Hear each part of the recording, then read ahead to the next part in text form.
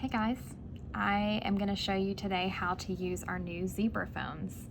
We got these just today, actually. They rolled out to 7 West in labor and delivery, and they are available for our nurses, and they will be replacing our Cisco phones.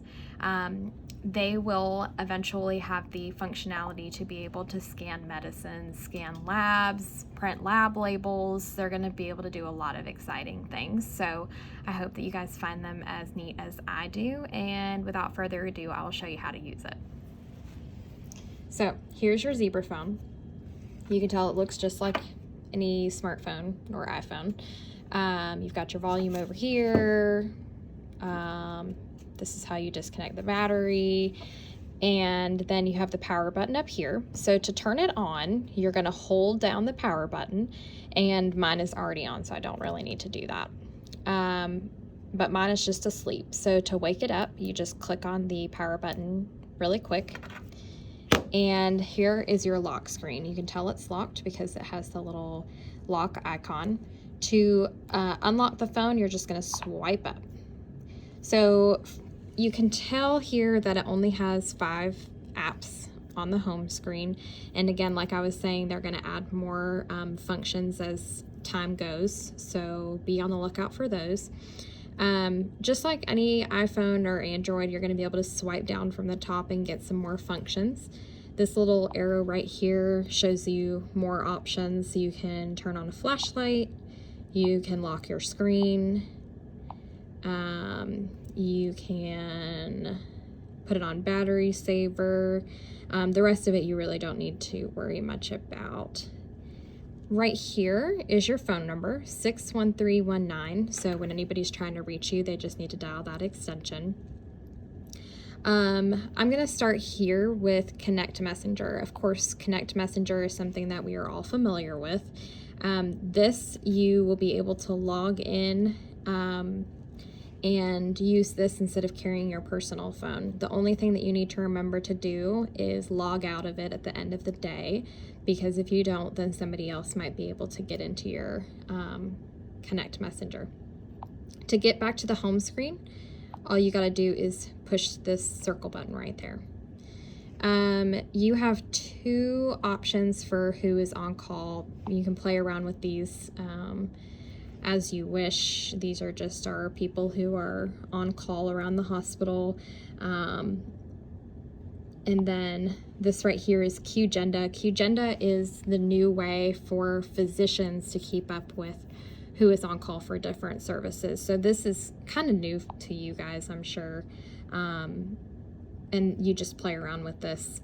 It doesn't really affect us as much as it does with other units, just because we know our physicians so well, and there's only so many services that come up here. But anyway, good to know.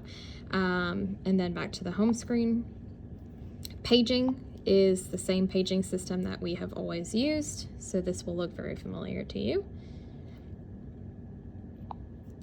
And then the last thing I want to talk about is Jabber. So this is a voice over IP phone. This means that it only works when it's connected to the internet.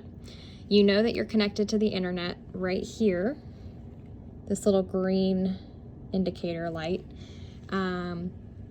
If it's not connected, then you're not going to be able to make or receive any calls. What you might need to do is turn on your Wi-Fi. That's right here. And that might be a 7500 issue if you're not able to troubleshoot it yourself. Otherwise, you really shouldn't have to worry about it being disconnected unless there's like a network issue from an IT standpoint.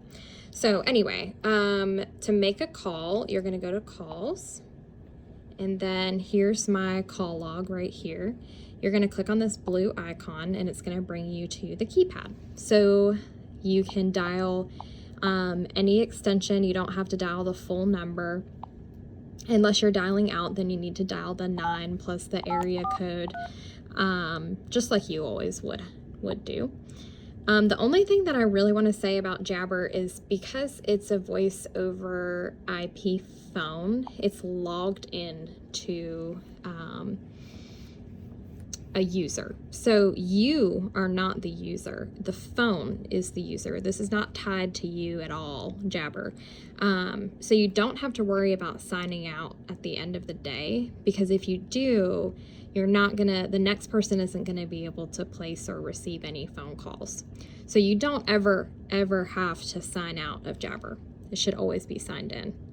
If you do accidentally get signed out of Jabber, what you'll want to do is go over here to the Zebra Phone how-to guide, and I put this out at the desk by the charging ports, by the charging station. And just in this first page right here, there's a list of things to not do, and one of them is do not log out of Jabber. So if it does happen, here is how to log back in. That's the password. And that's all you have to do is just type it in like a normal username and password. The last thing that I want to show you is how to change the battery. So the battery should last about 14 hours or so if it's charged to 90%. When you're ready to change the battery, you're gonna hold down, sorry, this is hard to do. You're gonna hold down the power button until you get this list of options. The option that you want to choose is battery swap.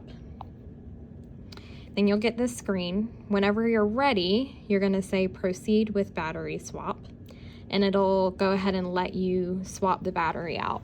All that you need to do to swap it out is grasp on these two sides right here and just gently pull the battery out.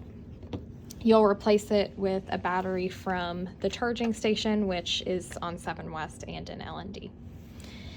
So I think that is everything. If you guys have any questions, feel free to ask me or Carla, and Nursing Informatics should be around for the rest of this week to show y'all and help you troubleshoot.